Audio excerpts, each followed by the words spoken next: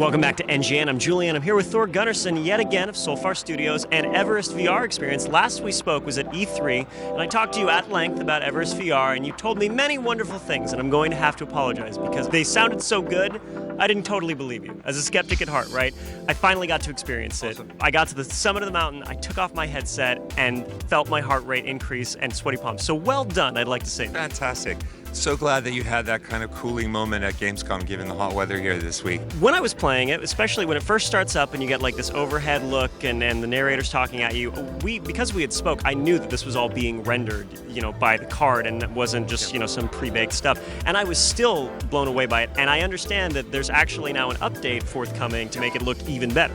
Yeah, that's right. So in the release that we did on Steam a couple of weeks ago for Vive, we introduced kind of the first cut of what we call God Mode.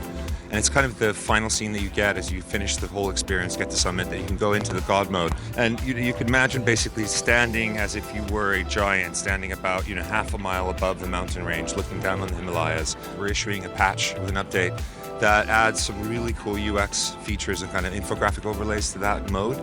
So for example, you can take a zoom down to a 50-meter resolution at any point on the mountain.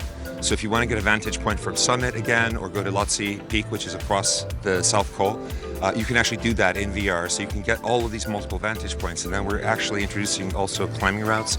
So we're showing the different climbing routes that are being used by different expeditions, either coming up from the Nepal side or the Tibet side.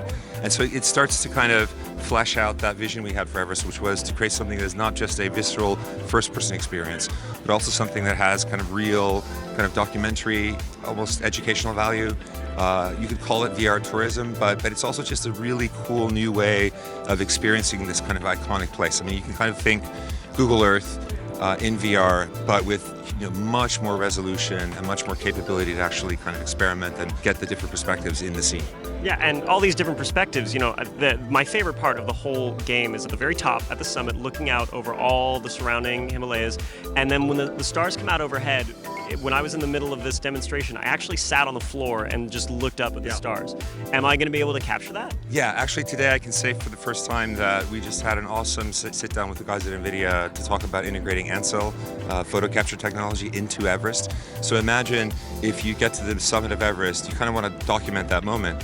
Well, you'll be able to basically pull out into a VR selfie mode and actually see yourself represented as a climber, kind of rotate the camera around, position the shot, and then take the selfie. And you get a 360 photo that you can then basically customize and then share on Twitter, Instagram, and social media, or view in VR headsets and so on. So it's kind of a cool way of kind of extending out that experience and kind of showing people where you've been. So there you have it. VR experience of Everest is out already. It's gorgeous. It's getting gorgeouser. And best of all, if you want to capture it and share it and show other people with a VR headset or a VR phone box or what have you, they're going to be able to experience a little bit of Everest too with you. So thank you so much, Thor Gunnarson. Check out Everest VR on Steam now.